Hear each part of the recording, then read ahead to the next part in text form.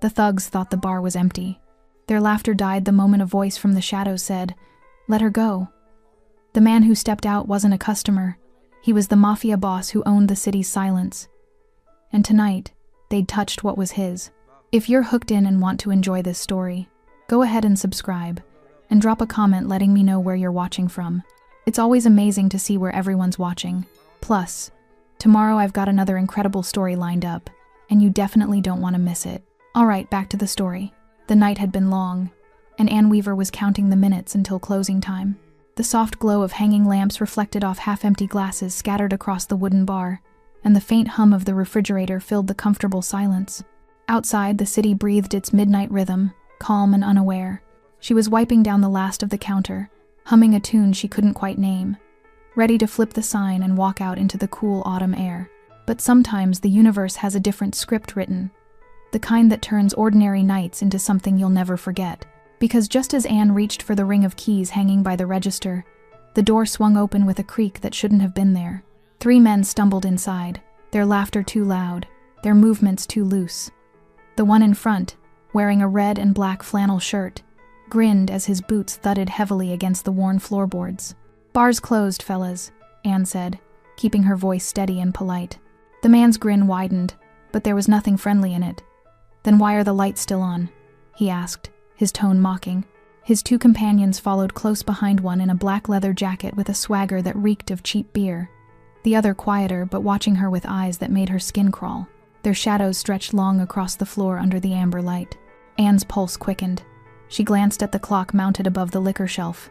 12 minutes past midnight. The regulars were gone. The jukebox had stopped playing an hour ago. The owner had left 2 hours earlier, trusting her to close up like she always did. She was alone. The Marigold Bar had been her second home for 3 years now. She knew every scratch on the wooden counter, every creaky floorboard, every story behind the faded photographs on the walls. It was a neighborhood place, the kind where people came not just for drinks, but for conversation, for warmth, for a moment of peace in a chaotic world. Tonight, though, something felt different. Wrong. Anne tried again, keeping her hands busy, folding a dish rag with forced calm. "Gentlemen, we're closed for the night. You'll have to come back tomorrow." But the man in the flannel only laughed a harsh, grating sound. "Closed?" he repeated, sliding onto a bar stool uninvited. "We're just getting started, sweetheart." One of them, the one in the leather jacket, leaned against the bar, pretending to inspect the bottles lined up on the shelf. His fingers drummed against the wood in an irritating rhythm.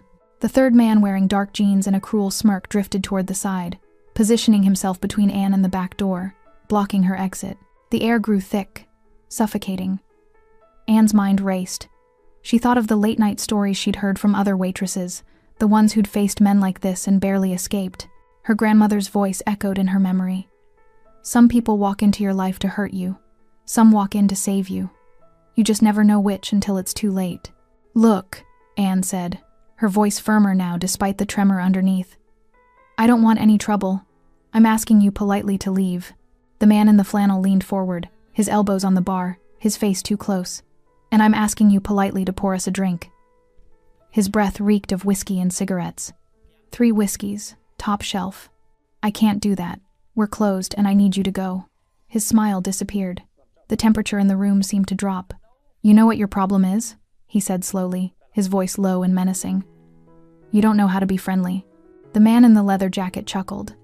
"Maybe she needs us to teach her some manners." Anne's heart hammered against her ribs. She took a small step back, her hand instinctively reaching for her phone in her apron pocket. But before she could pull it out, the man in the flannel moved faster than she expected. His hand shot across the bar and grabbed her wrist tight, painful. "Where do you think you're going?" he growled. "Let go of me," Anne said, trying to pull free, but his grip was iron. "Or what?" He laughed again, and his friends joined in. "You gonna call the cops? By the time they get here, we'll be long gone. Right, boys?" The other 2 nodded, their grins widening. Anne's eyes darted around the room looking for anything she could use, any way out. The front door seemed a mile away. The back exit was blocked. The phone behind the bar was out of reach. What she didn't know, what none of them knew, was that they weren't alone. In the farthest booth, hidden in the shadows where the light barely reached, a man sat perfectly still. His untouched glass of whiskey sat on the table before him, The ice long since melted. He had been there all evening, watching, listening, waiting. He always waited until the lights went out. His name was Donnie Palos, and he had just seen enough. The grip on Anne's wrist tightened, and she could feel her pulse throbbing against his calloused fingers. Pain shot up her arm, but she refused to cry out. She wouldn't give him that satisfaction. "Please," she said, her voice barely above a whisper. "You're hurting me." The man in the flannel leaned closer, his face inches from hers. "Am I?" he said mockingly. "Good. Maybe now you'll learn to be more hospitable." The other two men had spread out now, circling like predators who'd cornered their prey. The one in the leather jacket ran his fingers along the edge of the bar, knocking over an empty glass. It rolled across the counter and shattered on the floor behind Anne, making her flinch. "Oops," he said with exaggerated innocence. "Looks like you got a mess to clean up, sweetheart." The third man, the quiet one who'd been blocking the back door, finally spoke. His voice was softer than the others, but somehow that made it worse. "You know, we've been watching this place for a while. You close up alone every Tuesday night, don't you?" Anne's blood ran cold. They'd been watching her, planning this. "Smart girl like you," he continued, stepping closer. "Working late, all by yourself. You should really be more careful." The man in the flannel finally released her wrist, but only to reach across and tap his knuckles against the bar top once, twice, 3 times. "So here's how this is gonna go," he said, his tone shifting from mocking to businesslike. "You're gonna open that register. Then you're gonna pour us those drinks I asked for. And maybe, just maybe, we'll leave without making this uglier than it needs to be." Anne rubbed her wrist, feeling the bruises already forming beneath the skin. Her mind raced through her options. The register had maybe $200 in it, tips and a handful of bills. Would giving them that be enough? Would they actually leave? But something in their eyes told her money wasn't really what they were after. They were enjoying this. The fear, the power, the control. "The register's already been counted and locked," Anne lied, her voice steadier than she felt. "The owner took the deposit earlier." The man in the flannel's expression darkened. "You think I'm stupid?" He slammed his palm against the bar, making the remaining glasses rattle. "Open it. Now, I'm telling you the truth. Don't lie to me," he roared, and suddenly his hand shot out again, this time grabbing a fistful of her red blouse. He yanked her forward, and Anne heard the fabric tear near the collar, a sharp, sickening rip that seemed to echo through the silent bar. She gasped, stumbling, her hands flying up to hold the torn fabric together. Humiliation flooded through her, hot and overwhelming, mixing with the fear until she could barely breathe. The 3 men burst into laughter, cruel, delighted laughter that filled every corner of the room. "Look at that," the one in the leather jacket said between fits of laughter. "She's blushing. How cute. Maybe we should help her out of that shirt," the quiet one suggested, his voice dripping with menace. "Looks like it's falling apart anyway." Anne backed away until her spine hit the shelves behind the bar. Bottles clinked together from the impact. Her vision blurred with tears she refused to let fall. She thought of her mother, waiting up for her at home with a cup of tea and a crossword puzzle. She thought of her younger sister who looked up to her, who always said Anne was the bravest person she knew. "I'm not brave," Anne thought desperately. "I'm terrified." The man in the flannel rounded the bar now, his boots thudding heavily against the wooden floor. He was coming to her side into her space, the small area behind the counter that had always felt safe, protected. "Last chance," he said, his voice low and threatening. "Give us what we want, or we take it." Anne's hand fumbled behind her, searching for anything, a bottle, a knife, the phone, but her fingers found nothing useful. Just smooth wood and empty air. The other 2 men were laughing again, leaning against the bar like they were watching a show. One of them drummed his fingers against the counter in that same irritating rhythm. The other lit a cigarette, even though smoking had been banned in the bar for years. "This is taking too long," the one with the cigarette said, blowing smoke toward the ceiling. "Just grab the register and let's get out of here." But the man in the flannel wasn't listening. He was staring at Anne with a look that made her stomach turn. "Nah," he said slowly. "I think we're gonna stay a while. This night just got interesting." He reached for her again, and Anne pressed herself harder against the shelves, her breath coming in short, panicked gasps. This was it. This was really happening, and there was no one coming to help her. No one even knew she was in danger. Except, from the far corner of the bar, in the shadows where the light barely reached, there came a sound. A soft scrape, Wood against wood. Then a footstep. The laughter stopped. All three men turned their heads toward the darkness, confusion flickering across their faces. And Anne, trembling and terrified, followed their gaze, hoping against hope that someone, anyone, had heard her silent prayers. The silence that followed was deafening. Even the hum of the refrigerator seemed to hold its breath. The man in the flannel, still standing behind the bar mere inches from Anne, turned his head slowly toward the source of the sound. His cocky grin faltered, replaced by something uncertain confusion mixed with irritation. "Someone back there?" he called out, his voice trying to sound threatening but cracking slightly at the edges. No answer came. Just another footstep. Slow, deliberate, heavy. The man in the leather jacket straightened up from where he'd been leaning against the bar. "Yo, Danny," he said to his leader. "I thought you said she was alone." "She is," Danny the man in the flannel replied, but his eyes stayed fixed on the shadows. Probably just the building settling or something, but Anne knew better. She'd worked in the Marigold bar long enough to know every sound it made, every creak and groan of its old bones.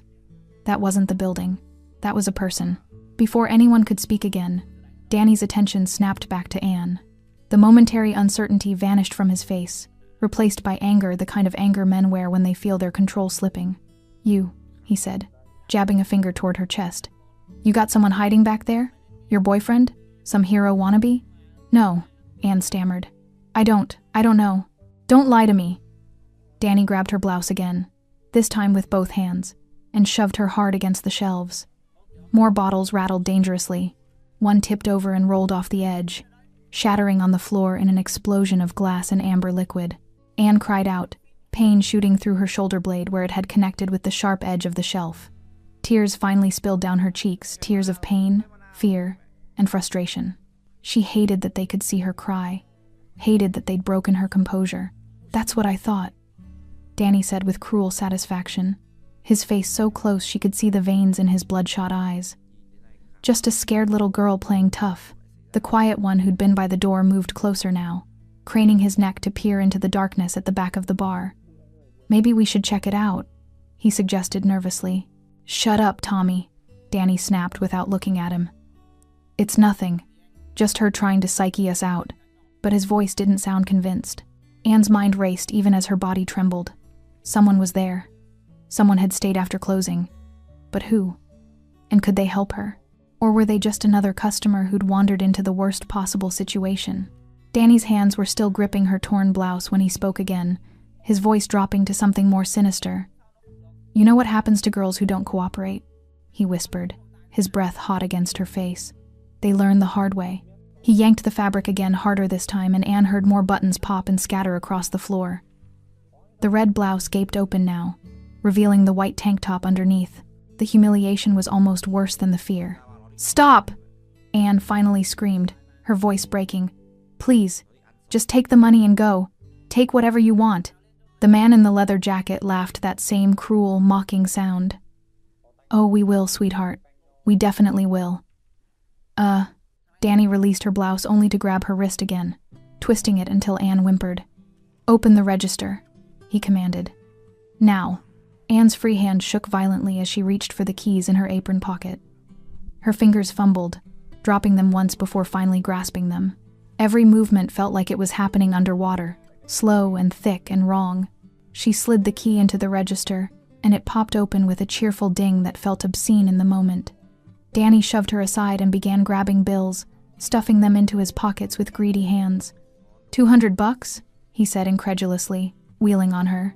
"That's it? You're telling me this whole bar only made $200 tonight?" "Tips and late-night customers," Anne managed to say through her tears. "That's all there is, I swear." "She's lying," the quiet one, Tommy said from across the room. "Has to be more somewhere." Danny's eyes swept across the bar, landing on Anne's purse, hanging on a hook near the back door. He pointed at it. "What's in there?" "Nothing," Anne said quickly. "Just my phone and—" "Get it. Please. Get it," Danny roared, and the violence in his voice made Anne flinch so hard she nearly collapsed. She moved on, shaking legs toward her purse, every instinct screaming at her to run, to fight, to do something, but her body felt disconnected from her brain, moving through sheer survival instinct alone. As she reached for her purse, something shifted in the shadows behind her. The footsteps came again, louder now, unmistakable. Not one person, but multiple people, moving through the darkness with purposeful intent. Danny, the man in the leather jacket, and Tommy all turned toward the sound, their earlier bravado cracking like thin ice. "Who the hell is that?" the man in the leather jacket demanded, his voice pitching higher. And then, from the deepest part of the shadows where the last booth sat cloaked in darkness, a figure began to rise, tall, broad-shouldered, moving with the kind of calm that only comes from men who've seen real violence and know exactly what they're capable of. The amber light caught him slowly, first his hands, scarred and tattooed, then his chest, covered in a black suit jacket, then his face hard, weathered, with dark eyes that held no warmth, no mercy, just cold, calculated purpose. The figure stepped fully into the light, and Anne's breath caught in her throat. She'd seen him before, the quiet man who'd been sitting in the back booth all evening. He'd ordered a single whiskey around 9 o'clock, nursed it for hours, never causing trouble, never asking for anything. She'd almost forgotten he was there. But now, seeing him stand at his full height, she realized she'd never really looked at him, not properly. He was tall, easily over 6 feet, with broad shoulders that filled out his black suit jacket perfectly. His dark hair was slicked back, revealing a face that looked like it had been carved from stone. Sharp jawline, high cheekbones, and eyes, God, those eyes dark and cold as a winter midnight. But it was the tattoos that made Anne's heart skip. Black ink crawled up his neck from beneath his collar, roses intertwined with thorns, framing a cross that sat just below his jawline. The kind of ink that told stories, the kind that meant something. He buttoned his suit jacket with one hand, the movement slow and deliberate, never taking his eyes off the 3 men who'd frozen mid-breath. Behind him, 2 more figures emerged from the shadows. The first was a mountain of a man, bald head, thick gray beard, shoulders like a linebacker. He wore a dark shirt that strained against his muscled frame, and his arms were covered in tattoos that disappeared beneath rolled-up sleeves. He cracked his knuckles as he walked, the sound sharp and menacing in the quiet bar. The second was younger, leaner, with slicked-back hair and an earring glinting in his left ear. He had a sharp, angular face and moved with the easy confidence of someone who'd been in more fights than he could count. A thin scar ran from his temple to his cheekbone, a souvenir from a knife that had come too close. The 3 of them stopped about 10 feet from where Danny still stood behind the bar, his hand frozen halfway to Anne's purse. For a moment, nobody moved, nobody spoke. Then the man in the black suit, the one with the roses on his neck, tilted his head slightly, his gaze dropping to where Danny's other hand still gripped Anne's wrist. When he spoke, his voice was low and quiet, but it carried through the room like thunder rolling across distant hills. "Let her go." 3 simple words, but they landed with the weight of a death sentence. Danny's face had gone pale, but he tried to maintain his bravado. He laughed, a weak, nervous sound.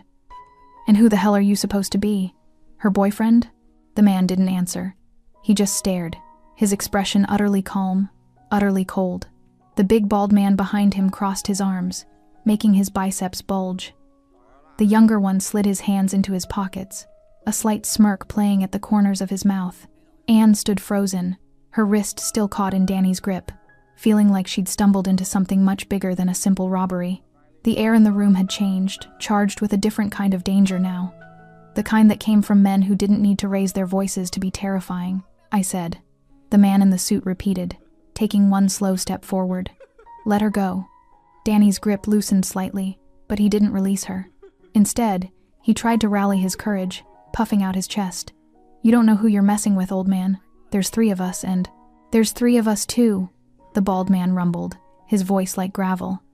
"Want to see how that plays out?" The man in the leather jacket who'd been so cocky earlier took an unconscious step backward. "Danny," he said nervously, "maybe we should just—" "Shut up," Danny snapped, but his voice cracked. Sweat had begun to bead on his forehead. Tommy, the quiet one, had already begun edging toward the front door, clearly calculating his escape route. The man in the black suit took another step forward, and this time Anne could see the details she'd missed before. The way his suit jacket couldn't quite hide the powerful build beneath. The scars on his knuckles, old, white, countless. The silver ring on his right hand with an emblem she couldn't quite make out. This wasn't just some random customer. This was someone who lived in a world where violence was a language, and he was fluent. "You've got 5 seconds, he said, his dark eyes never leaving Danny's face. "To take your hands off her and walk out that door." "Or what?" Danny challenged. but his voice had lost all its earlier menace. Now it just sounded desperate. The man in the suit smiled just barely, just enough to show teeth. It wasn't a friendly smile. It was the smile of a predator who'd just spotted prey that didn't realize it was already caught. Or I show you why people don't walk into my bar and put their hands on my people. His bar? Anne's mind raced. She'd never seen this man before tonight. The owner was an older Italian man named Sal who rarely came in anymore. Who was this? The bald man behind him chuckled a deep, dark sound. Boss, you want me to handle this? I could use the exercise. Not yet, Frankie. The man in the suit said calmly. I want to give them a chance to make the smart choice. But Danny, foolish and proud and too stupid to recognize real danger when it stood 6 feet away, made the worst decision of his life. He tightened his grip on Anne's wrist and reached into his jacket pocket.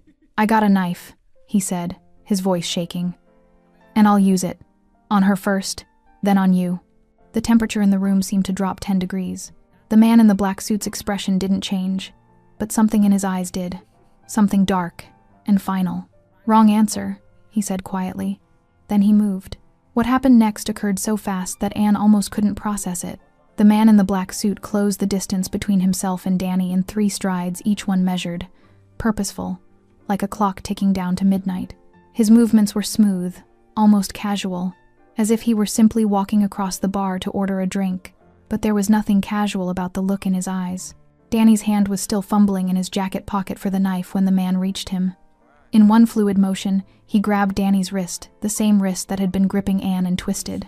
Hard. The sound that came from Danny's mouth was somewhere between a gasp and a scream. The knife clattered to the floor, forgotten, as he tried to pull away from the iron grip that held him. That's the hand you used to touch her, the man said quietly, his voice conversational, almost gentle. Remember that. He twisted again, and Danny dropped to his knees, his face contorted in agony. The man released him, and Danny scrambled backward, cradling his wrist against his chest.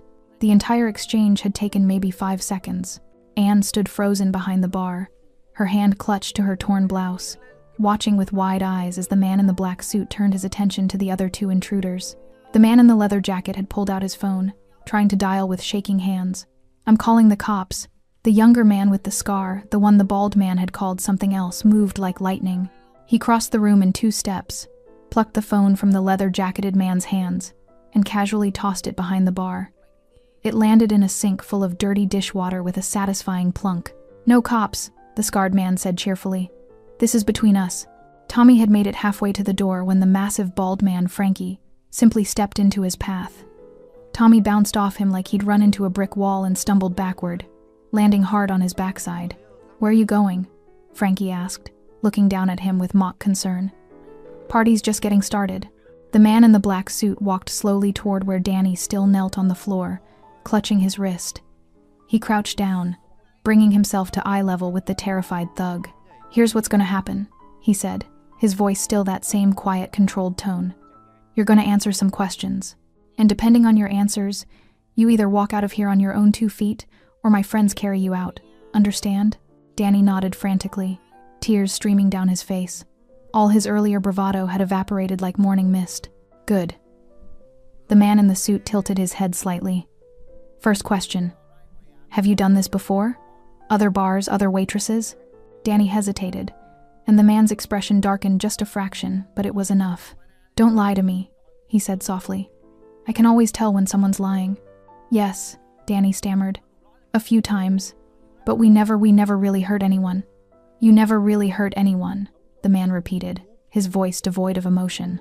He glanced back at Anne, taking in her torn blouse, her tear-stained face, the bruises already forming on her wrist. You hear that, Anne? They never really hurt anyone. It was the first time he'd said her name, and something about hearing it from his lips made Anne's knees weak. He knew her name. How long had he been watching? The man in the suit stood up slowly, towering over Danny. Here's what you don't understand, he continued, his voice still quiet but carrying an edge now sharp as broken glass. Every person who works in this bar is under my protection. This whole neighborhood is under my protection. And when you walk into my territory and put your hands on my people, you don't just disrespect her, you disrespect me. He paused, letting that sink in. And nobody, he leaned down, bringing his face close to Danny's. disrespects me and walks away without consequences. Danny was openly sobbing now, his tough guy persona completely shattered. "I'm sorry," he choked out. "I'm sorry. I didn't know we didn't know." "No," the man agreed. "You didn't. But you do now." He straightened up and gestured to Frankie and the scarred man. "Get them up, all three of them." The two men moved with practiced efficiency, hauling Danny and his companions to their feet. The man in the leather jacket was shaking so badly his teeth were chattering. Tommy looked like he might pass out. The man in the black suit walked back toward Anne, his expression softening just slightly when he looked at her. "Are you hurt?" he asked. "Besides the wrist?" Anne shook her head, not trusting her voice. "Good." He pulled off his suit jacket and held it out to her. "Here. For your shirt." Anne took it with trembling hands, wrapping it around her shoulders. It was still warm from his body heat and smelled faintly of expensive cologne and cigarette smoke. The weight of it felt like armor. The man turned back to face the three thugs, who stood huddled together like children caught stealing cookies. "Now," he said, his voice calm once more, "let me tell you exactly what's going to happen next. And I suggest you listen very, very carefully." Outside, somewhere in the distance, a siren wailed. Inside, the Marigold bar, the only sound was breathing harsh, panicked breathing from the three men who'd just learned what real fear felt like. And behind the bar, Anne Weaver watched the man in the black suit with wonder and confusion warring in her chest, realizing that she'd just witnessed something she'd never forget. The man in the black suit stood perfectly still, his dark eyes moving slowly from one thug to the next. When he spoke again, his voice was calm, the kind of calm that comes before a storm. "You're going to leave this bar," he said. "You're going to walk straight to your car, drive home, and never set foot in this neighborhood again. You're going to forget this bar exists, forget Anne exists, forget this night ever happened." Danny nodded so vigorously, his whole body shook. Yes, we'll go. Right now. We're sorry." "I'm not finished," the man said, and Danny's mouth snapped shut. "But before you go, there's the matter of payment." "Payment?" the man in the leather jacket stammered. "For the damages, the broken glass, the torn clothing, the emotional distress you've caused." He gestured casually around the bar. "And for wasting my evening." Frankie, the massive bald man, cracked his knuckles again. The sound echoed through the silent bar like gunshots. "Empty your pockets," the man in the suit commanded. "Everything. Wallets, phones, keys, whatever you took from that register. Put it on the bar. Now." The three men scrambled to comply, pulling items from their pockets with shaking hands. Bills fluttered onto the wooden bar top, the money they'd stolen, plus more from their own wallets. Phones clattered down. Keys jangled. Danny's hands were still trembling as he placed his wallet down last. The man in the suit picked up one of the wallets, flipped it open, and studied the driver's license inside. "Daniel Reeves?" He read aloud. 2447 Parkside Avenue, apartment 3B. He looked up at Danny with those cold, dark eyes. "In case you were wondering, yes, I'll remember that." Danny went even paler, if that was possible. The man in the suit tossed the wallet back onto the bar and picked up another. Eric Morrison, Tommy Vaughn. He memorized each address with barely a glance. Good. Now we all know each other. That's when Eric, the man in the leather jacket, made his mistake. Maybe it was desperation. Maybe it was wounded pride. Maybe he genuinely thought he could get away with it. But as the man in the suit was examining the third wallet, Eric's hand shot out toward one of the broken bottles on the floor, a jagged weapon with a sharp, glittering edge. He lunged forward with a desperate shout, swinging the broken bottle toward the man's head. The man in the suit moved like smoke. He pivoted on his heel, and Eric's wild swing missed him by inches. Before Eric could recover, the man grabbed his wrist mid-swing, the same controlled, precise movement he'd used on Danny, and twisted. The bottle fell from Eric's hand, shattering into even smaller pieces on the floor. Then, almost casually, the man drove his elbow into Eric's jaw. The crack was sickening, bone meeting bone with brutal efficiency. Eric's head snapped back, and he crumpled to the floor like a puppet with cut strings, unconscious before he hit the ground. The entire exchange had taken less than 3 seconds. Anne gasped, her hand flying to her mouth. She'd seen bar fights before, sloppy, drunken brawls that were more shoving than actual fighting. But this was different. This was precise, professional, terrifying. Tommy, seeing his friend collapse, made a panicked grab for something, anything on the bar top. His fingers closed around a heavy glass ashtray, and he swung it wildly toward the man in the suit. but the scarred man who'd been standing silently by the jukebox intercepted him. He caught Tommy's wrist in midair, twisted it behind his back, and slammed him face first onto the bar, with a thud that made the glasses rattle. "Bad idea," the scarred man said conversationally, holding Tommy pinned. "Very bad idea." Danny, the only one still standing, made a desperate break for the door. He almost made it. Frankie's massive hand shot out and grabbed the back of Danny's flannel shirt, stopping him dead in his tracks. Danny's legs kept pumping for a moment, going nowhere, like a cartoon character running in place. "Where you going, tough guy?" Frankie rumbled, his voice almost amused. "Thought you wanted to party." He spun Danny around and shoved him backward. Danny stumbled, tripped over Eric's unconscious body, and landed hard on the floor. He scrambled backward on his hands and feet, crab walking away from Frankie's advancing form. "Please," Danny sobbed, all pretense of toughness completely gone. "Please, I'm sorry. I'm so sorry. We'll leave. We'll never come back. I swear." "You're right," the man in the suit said, walking over to stand above Danny. "You will leave, and you won't come back. But not before you understand something." He crouched down again, bringing himself to eye level with the terrified man. "The only reason you're still breathing," he said softly, "is because she's watching." He gestured toward Anne without taking his eyes off Danny. "She's a good person, kind-hearted, the type who believes people deserve second chances. So I'm going to give you one. Because of her, not because you deserve it. Kind-hearted." He leaned closer, his voice dropping to barely a whisper, but Anne could still hear it in the deadly quiet of the bar. "But if I ever, and I mean ever, hear about you putting your hands on another woman, I won't be this generous. You understand me?" Danny nodded frantically, tears and snot running down his face. "Good." The man in the suit stood up, straightening his shirt. "Now get your friends and get out of my sight. You've got 30 seconds before I change my mind." Danny didn't need to be told twice. He scrambled to his feet, nearly slipping on the broken glass scattered across the floor.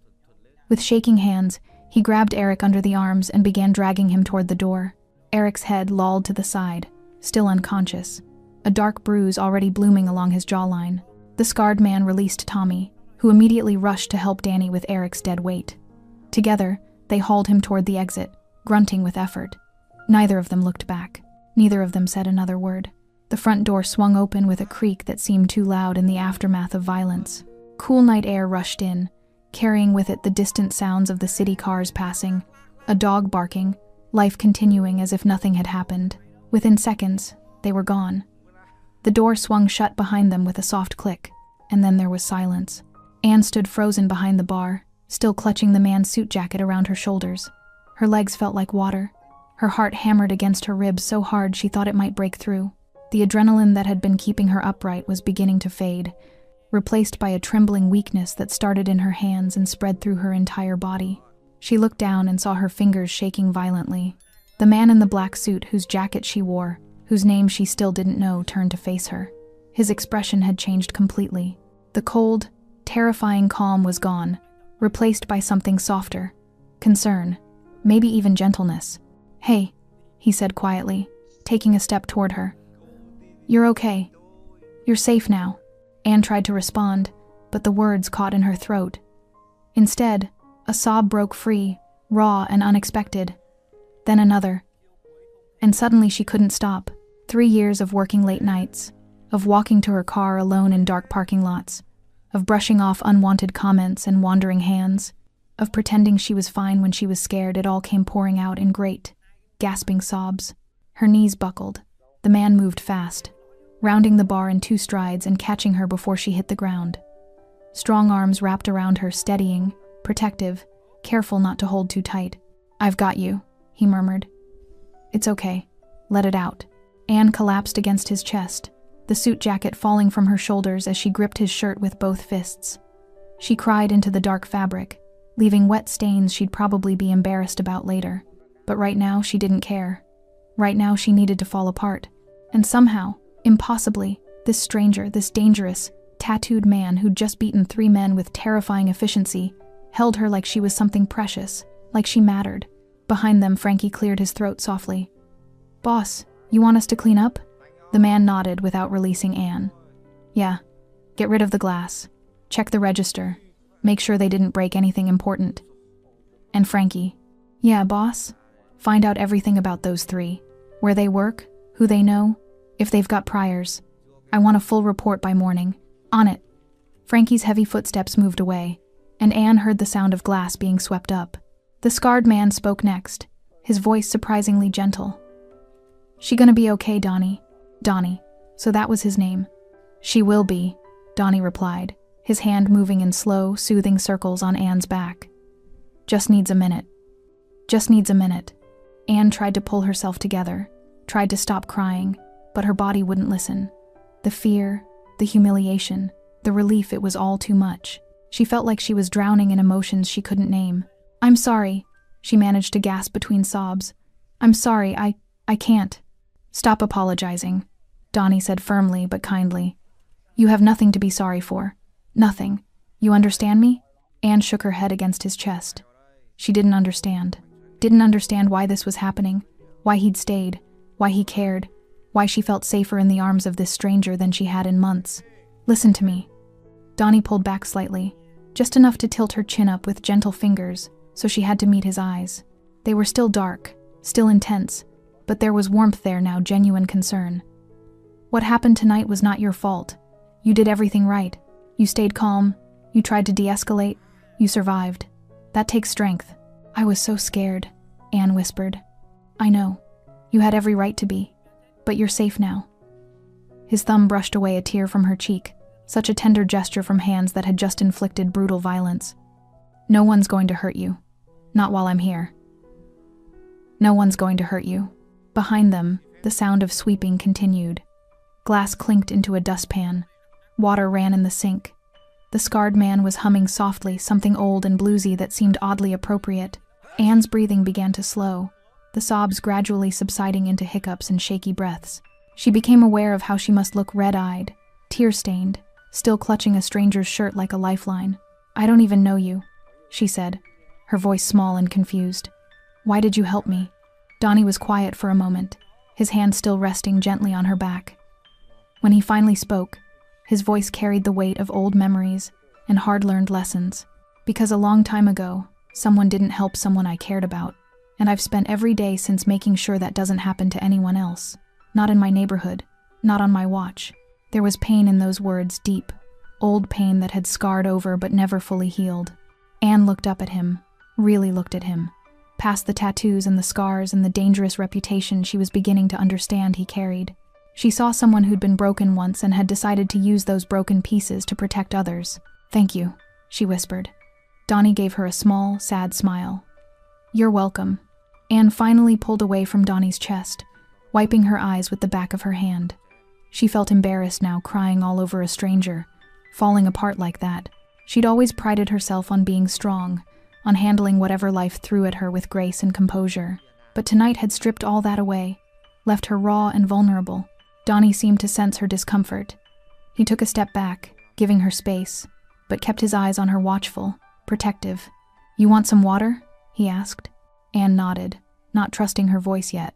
He moved behind the bar with the familiarity of someone who'd spent time there before, filling a glass from the tap and sliding it across to her. Anne picked it up with shaking hands and took a long drink. The cool water helped ground her, brought her back to herself. Better? Donnie asked. A little. Anne set the glass down and looked around the bar. Frankie had finished sweeping up the broken glass and was now wiping down the counter where the thugs had left their mess. The scarred man was resetting the stools they'd knocked over, moving with quiet efficiency. It was surreal, these three dangerous men cleaning up her bar like it was the most natural thing in the world. I still don't understand, Anne said finally, looking back at Donnie. You said this was your bar, but I've worked here for 3 years. The owner is Sal Benedetto. I've never seen you before tonight. Donnie leaned against the bar, crossing his arms over his broad chest. The dim light caught the tattoos on his neck again, those black roses and the cross. You've seen me, he corrected gently. You just never noticed. I come in every Tuesday night around 9. Sit in that back booth. Order a whiskey. Stay until closing. Anne's mind raced back through countless Tuesday nights. Had he really been there? Every week? She started, then trailed off. I don't remember. You're not supposed to, Donnie said with a faint smile. That's the point. I don't come here to be noticed. I come here to make sure nights like this don't happen. But why?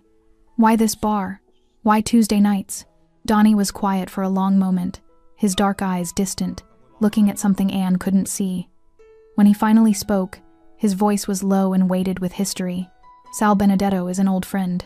We grew up together, few blocks from here. When he bought this place 20 years ago, he asked me to keep an eye on it, make sure nobody caused trouble. He paused, running a hand over his jaw. And Tuesday nights are when his daughter used to work the closing shift. Something in the way he said, used to, made Anne's chest tighten. What happened to her? She asked softly. Donnie's expression darkened. 6 years ago, 3 men came into this bar after closing. She was alone. He stopped, his jaw clenching. By the time anyone found her, it was too late. Anne's hand flew to her mouth. Oh my God. Her name was Isabella, Donnie continued, his voice barely above a whisper. Izzy. She was 24, smart, funny, wanted to be a teacher. She had her whole life ahead of her. He looked down at his scarred knuckles. I was out of town that night. If I'd been here. He didn't finish the sentence. He didn't need to. Anne felt tears prickling her eyes again, but for a different reason now. I'm so sorry. So am I, Donnie said.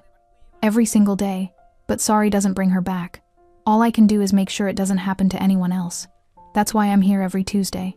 That's why I never leave until the lights go out and everyone's safe. Anne understood now. The protective vigilance, the controlled violence, the way he'd moved without hesitation, it all made sense. He wasn't just some random stranger who'd happened to be in the right place at the right time.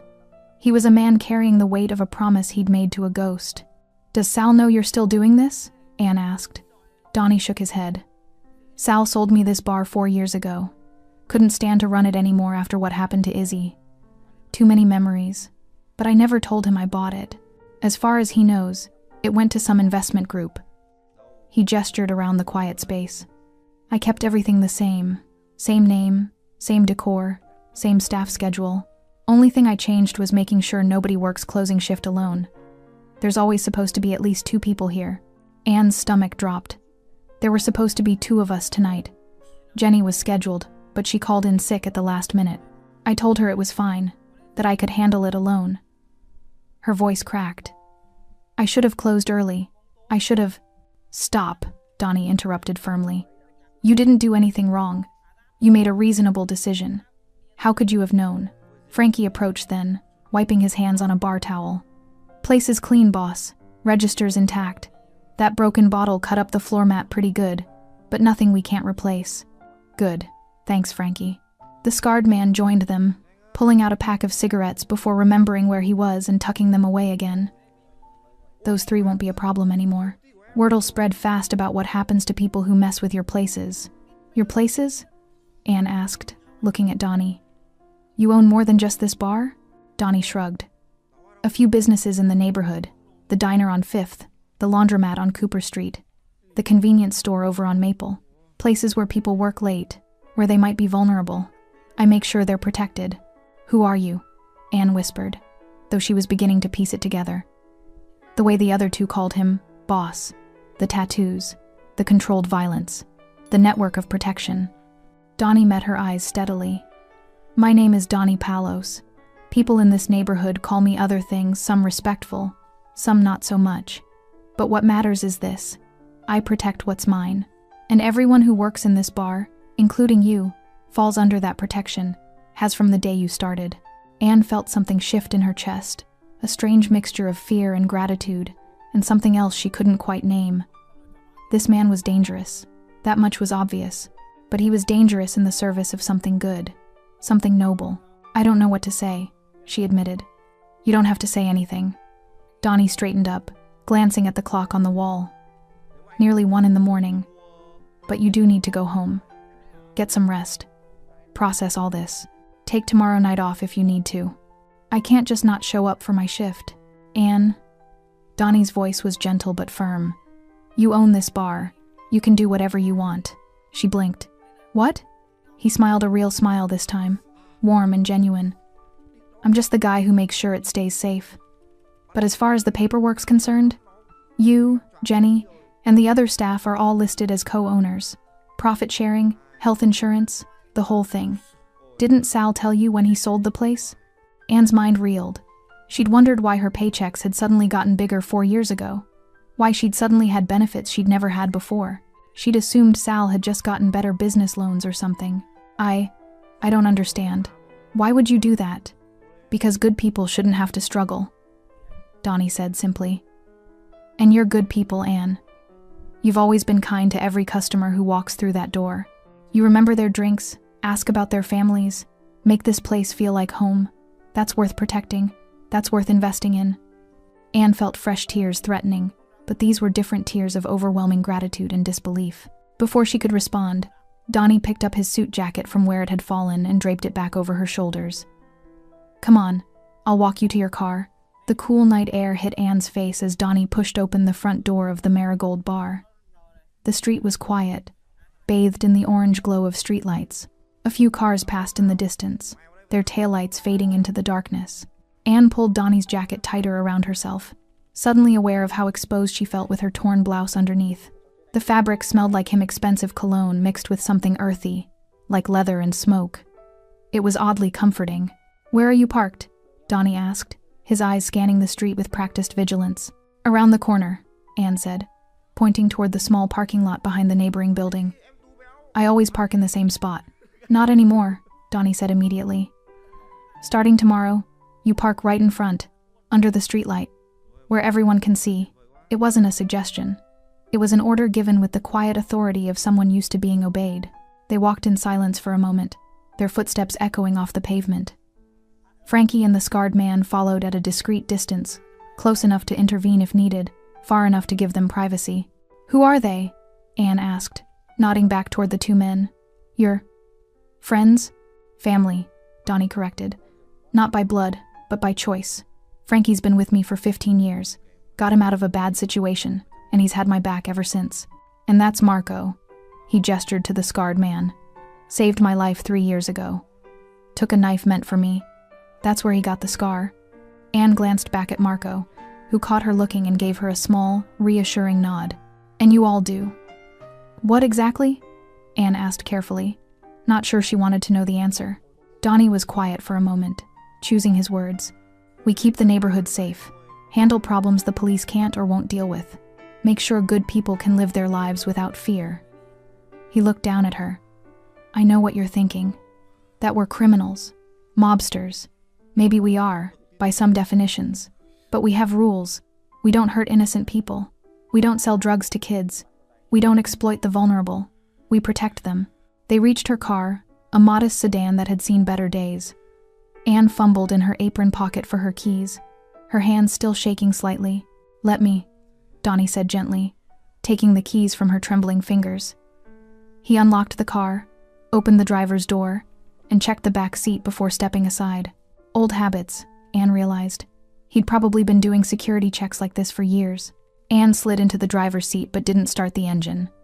She looked up at Donnie, who stood in the open doorway, one hand resting on the roof of her car. What happens now? She asked. To those men, Danny and his friends. Donnie's expression hardened slightly. They won't bother you again, I promise you that. But what are you going to do to them? Nothing they don't deserve, Donnie said. But Anne, you don't need to worry about that. That's my burden to carry, not yours. I don't want you to hurt them because of me, Anne said quickly. I mean, they're horrible, and they scared me. But, Anne... Donnie crouched down so he was at eye level with her. This isn't about revenge. This is about making sure they never do to another woman what they tried to do to you tonight. Frankie's going to dig into their backgrounds. If they've done this before, and I'm willing to bet they have, we'll make sure the right evidence ends up in the right hands. Police, prosecutors, victims who were too scared to come forward. We'll give them the justice they deserve. And if they haven't done it before, then they get a warning they'll never forget. And we keep tabs on them. If they step out of line again, anywhere in this city, we'll know. And next time, I won't be as generous. Anne studied his face, the hard lines, the cold determination in his eyes, but also the underlying code of honor that seemed to guide everything he did. You really meant it, she said softly. What you said in the bar, about protecting people because someone you cared about wasn't protected. Every word, Donnie confirmed. Isabella wasn't just Sal's daughter. She was like a little sister to me. I taught her how to ride a bike, helped her with her homework, walked her to school when we were kids, and I failed her when she needed me most. It wasn't your fault. Fault doesn't matter, Donnie interrupted. What matters is that she's gone and I'm still here. So I do what I can with the time I have left. I make sure other Isabellas get to go home safe, get to become teachers, get to live the lives they're supposed to live. Anne felt her throat tighten with emotion. Behind them, a car pulled up to the curb, and two men got out older, wearing suits despite the late hour. They spotted Donnie, and their faces went pale. "Mr. Palos," one of them said nervously, approaching with his hands visible. "We didn't know you'd be here. We were just leaving," Donnie finished, standing up to his full height. His voice had gone cold again. The warmth he'd shown Anne completely vanished. "This block is closed for business tonight. Spread the word." "Yes, sir. Right away, sir." The two men practically ran back to their car, tires squealing as they pulled away. Anne watched them go, her eyes wide. "Who were they?" "Nobody important," Donnie said dismissively. "Small-time bookies looking for customers. They know better than to operate on my blocks." "Your blocks," Anne repeated. "How many blocks do you control?" Donnie smiled faintly. "Enough. Now, you should get going. It's late, and your mother's probably worried." Anne blinked in surprise. "How did you know I live with my mother?" "I know a lot of things, Anne. It's my job to know." He stepped back from the car. "Drive safe. Text me when you get home." "I don't have your number." Donnie pulled a card from his pocket and handed it to her. Simple black card, embossed silver numbers, nothing else. "Only give this to people you trust absolutely," he said. "And Anne, if you ever feel unsafe, day or night, you call that number. I don't care if it's 3 a.m, or if you just have a weird feeling about someone. You call me, and I'll be there." Anne took the card, running her thumb over the raised numbers. It felt heavy, weighted with promise and protection. "Thank you," she whispered. "For everything." Donnie nodded once, then stepped back and closed her car door gently. Through the window, she saw him gesture to Frankie and Marco, who took up positions at either end of the street watching, guarding, making sure she got out safely.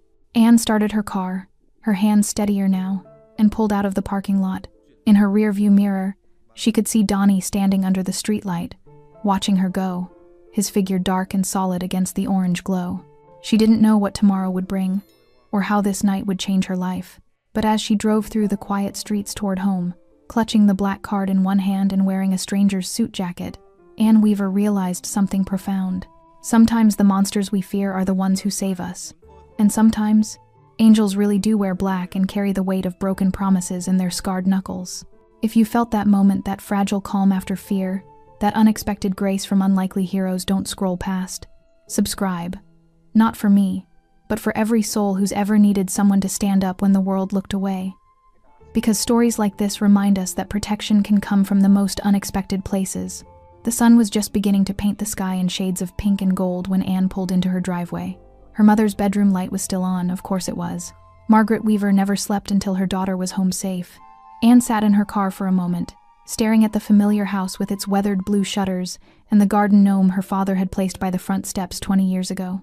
Everything looked the same as it had when she'd left for work yesterday evening, but she felt different, changed in ways she was still trying to understand.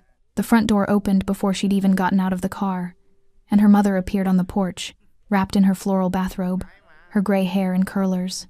"Anne Marie Weaver," she called out, her voice a mixture of relief and reproach. "Do you have any idea what time it is? I've been worried sick." Anne climbed out of the car slowly, still wearing Donnie's suit jacket over her torn blouse. She'd wrapped it tightly enough that her mother wouldn't see the damage underneath. Not yet. She wasn't ready to explain everything that had happened. "I'm sorry, Mom," Anne said as she walked up the front steps. "There was an incident at the bar. It took longer than usual to close up." Margaret's eyes narrowed with a mother's intuition, taking in her daughter's red-rimmed eyes, her pale face, the expensive men's jacket that definitely didn't belong to her. "What kind of incident?" "Nothing I couldn't handle," Anne lied, then immediately felt guilty for it. "Well, nothing that didn't get handled. I'm fine, Mom. Really." Margaret didn't look convinced, but she held the door open. "Come inside. I'll make us some tea." The kitchen was warm and familiar, smelling of the chamomile sachet her mother always kept by the window. Anne sank into her usual chair at the small wooden table while Margaret busied herself with the kettle. her movements precise and practiced from decades of making tea to soothe whatever troubles her daughters brought home. "Are you going to tell me what really happened?" Margaret asked, not turning around. "Or are we going to pretend that jacket is yours and those aren't tears on your face?" Anne's resolve crumbled. She started talking slowly at first, then faster, the words tumbling out in a rush. She told her mother everything. The 3 men, the fear, the torn blouse, and then Donnie, the mysterious man who'd been watching over her every Tuesday for years without her knowing, who'd stepped out of the shadows like something from a movie, who'd protected her with terrifying efficiency and unexpected gentleness. Margaret listened without interrupting, her hands steady as she poured the tea. Only when Anne finished did she speak. "Donnie Palos," Margaret said quietly, setting a steaming cup in front of her daughter. "I know that name." Anne looked up in surprise. "You do?" "Every shopkeeper and business owner in this neighborhood knows that name." Margaret sat down across from Anne, wrapping her hands around her own cup. "When your father died and the insurance money ran out, I thought we'd lose the house. Couldn't keep up with the mortgage payments, not on my salary alone. Then one day I got a letter from the bank saying my loan had been restructured. Lower interest rate, payments I could actually afford. I asked who'd arranged it, but they wouldn't tell me. Just said it had been taken care of by a community investor." She took a sip of her tea, her eyes distant with memory. "A few months later, Mrs. Chen from the laundromat told me the same thing happened to her when her husband got sick, and Mr. Rodriguez at the corner store, and the Patels who run the pharmacy." Margaret looked at her daughter. Nobody could prove it, but everyone knew. Donnie Palos was buying up businesses and properties in the neighborhood, restructuring debts, keeping families from losing everything. Never asked for anything in return except that we keep running our businesses, keep the neighborhood alive. Anne felt something tighten in her chest. "Why didn't you ever tell me?" "Because I didn't want you to feel beholden to a man with his reputation." Margaret's voice was gentle but firm. "Donnie Palos is many things, Anne. Protector, yes. Benefactor, certainly, but he's also dangerous. He lives in a world of violence and consequences that people like us can barely imagine. I didn't want you getting tangled up in that world." "I think I'm already tangled up in it," Anne said quietly. She pulled out the black card Donnie had given her, sliding it across the table. "He gave me this, said to call if I ever need help." Margaret picked up the card, studying it for a long moment. When she looked up, her expression was complicated, fear and gratitude, and resignation all mixed together. "Your grandmother used to say that God puts people in our path for a reason," Margaret said. "Sometimes those people are angels in white robes. Sometimes they're angels in battle armor. The form doesn't matter. What matters is that they show up when we need them." "Do you think that's what he is?" Anne asked. "An angel in battle armor?" "I think," Margaret said carefully, "that he's a man trying to atone for something. And whether that makes him an angel or something else, only God knows. But Anne, sweetheart," she reached across the table to take her daughter's hand, "you be careful with this. Men like Donnie Palos, they carry heavy burdens. And sometimes the people close to them end up carrying those burdens too." Anne nodded, understanding the warning but also understanding something deeper. She'd felt safer in Donnie's arms tonight than she had in years, and that meant something. It had to. They sat in comfortable silence for a while, drinking their tea as the sun continued to rise outside. Finally, Margaret stood up and kissed her daughter's forehead. "Get some sleep," she said. "We'll talk more when you wake up." Anne climbed the stairs to her bedroom, exhaustion finally catching up with her. She laid Donnie's suit jacket carefully over her desk chair, planning to return it the next time she saw him. But as she was about to collapse into bed, something made her check the pockets. In the inside pocket, she found a small folded note. Her hands trembled slightly as she unfolded it. The handwriting was bold, masculine, precise. "Anne, keep the jacket. Get the shirt fixed or buy a new one. Receipts in the other pocket. Don't come back to work until you feel ready. Take all the time you need. Your shifts are covered. The 3 men from tonight won't bother you again. I made sure of it. You asked me once why I stay until the lights go out. It's because darkness is when the wolves come out, and someone needs to stand between them and the sheep. You're not a sheep, Anne. You're brave and strong and better than you know. But everyone needs someone watching their back sometimes. I'll be watching yours. P.S. There's a security camera being installed at the bar tomorrow. Back exit too. No one works alone anymore. Ever." Anne sank onto her bed, the note clutched in her hands, tears sliding silently down her cheeks. But these weren't tears of fear or pain. They were tears of overwhelming relief, the kind that comes when you realize you're not as alone as you thought you were. She folded the note carefully and placed it in her nightstand drawer, then finally let herself fall into bed. As sleep pulled her under, her last conscious thought was of dark eyes and scarred knuckles and a voice saying, "You're safe now." Outside her window, the city was waking up. People were starting their days, going to work, living their lives. They didn't know about the battle that had been fought in a quiet bar the night before, didn't know about the man who moved through shadows to keep them safe. But Anne knew.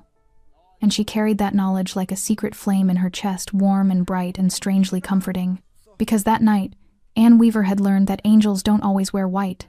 Sometimes they walk in shadows, wearing black suits and tattoos, carrying the weight of promises they couldn't keep and vows they'll never break. Sometimes they speak in quiet voices that carry the threat of violence and the promise of protection in equal measure.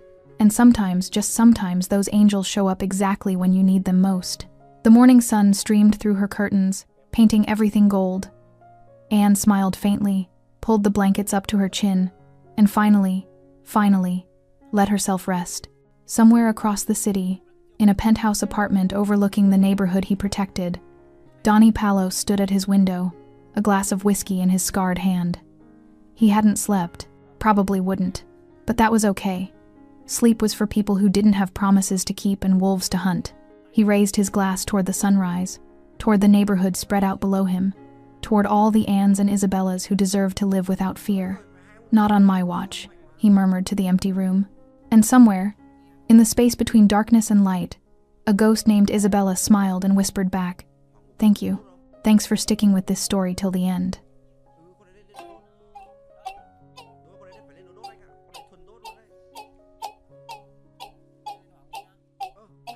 If you enjoyed it, you're going to love the next one.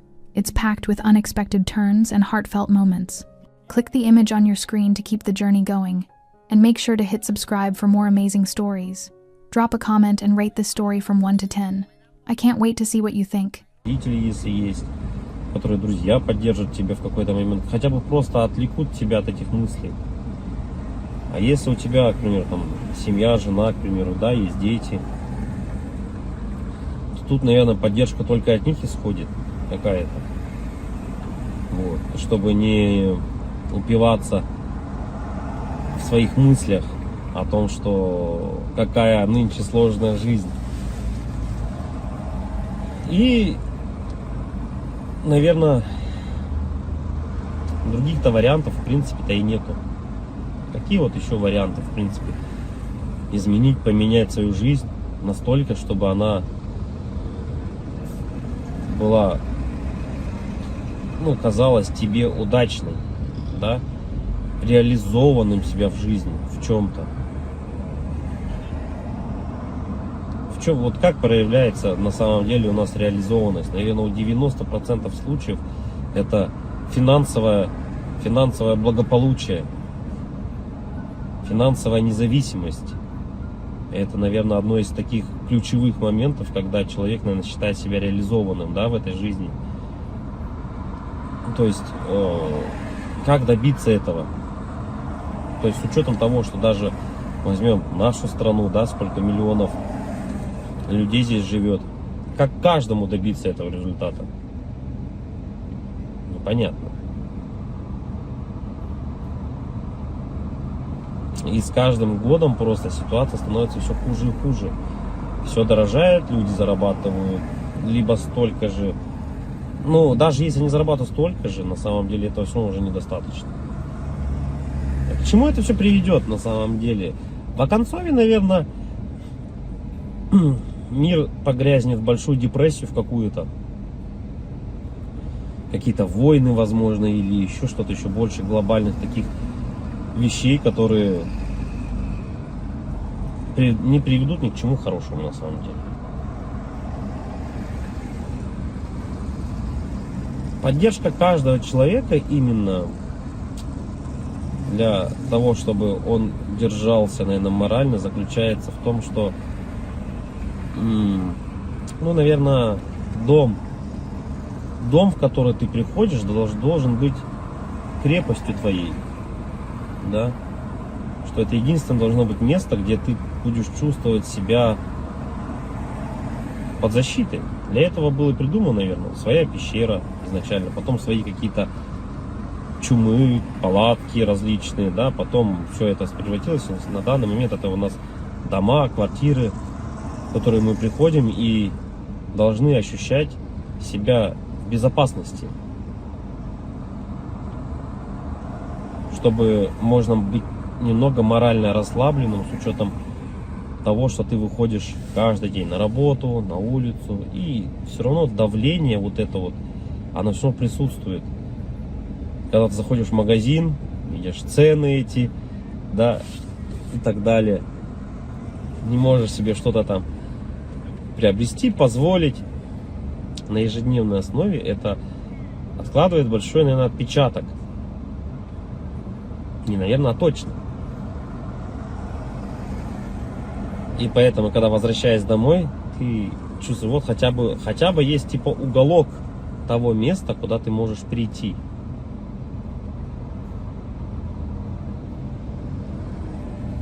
Уголок на самом деле человеку много тоже не надо. Можно хотеть большего, но на самом деле человеку одному много не надо. Да? Ему нужно спальное место, спокойное место, где можно подумать. Ну, это когда ты один, к примеру, да? Когда у тебя есть семья, к примеру, ты приходишь домой, опять-таки, тут хотя бы, да, поговорить о каких-то вещах. Просто об отрешенных вещах, наверное. И, возможно, при этих же условиях у тебя и появляется какая-то дополнительная мотивация для реализации себя. А когда у тебя нету ничего, вот это уже становится проблемой. И это у многих на самом деле. Что значит не иметь ничего?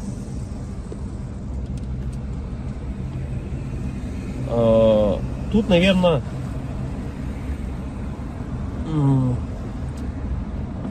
самое главное, дизмораль у человека еще возникает при том, что это уже, наверное, где-то в глубине души даже она возникает при даже хорошей финансовой подушке такой, которая у тебя есть, хороших финансовых деньгах, да, то есть, но нету вот внутреннего ощущения, к примеру, дружбы, семьи, любви и так далее. Это уже отдельно на самом деле разговор, потому что мы, вот, к примеру, можем взять, как сейчас вот Мелстрой, если кто-то смотрит, насколько тяжело обладать такими финансами и не иметь, по сути, ничего. Ни друзей, ничего не иметь. Так главное, это получается для бедных главное деньги, для богатых главное какое-то внутреннее ощущение нужности, не из-за денег. Вот такой вот. И это борьба какая-то такая и вот эти два слоя общества, богатые и бедные, они друг друга не понимают. На самом деле из-за этого, возможно. Потому что богатый человек, он уже не смотрит на деньги, он не считает эти деньги. Ему важно внутреннее вот это вот ощущение того, что он нужен без них даже. Это как Тони Старку сказали: а кто ты без костюма? Она вот это, я филантроп, тудым-сюдым, он сказал, да? Так и человеку, у которого много денег, ты задашь вопрос: а кто ты без денег? Ну, что ты представляешь себе без денег? Вот и это, наверное, возможно, таких людей богатых, как вот, например, там Мелстрой, задав ему этот вопрос: а кто ты без денег? Он на него ответить-то и не сможет. Обратная сторона людей бедных, да, вот если мы посмотрим, человеку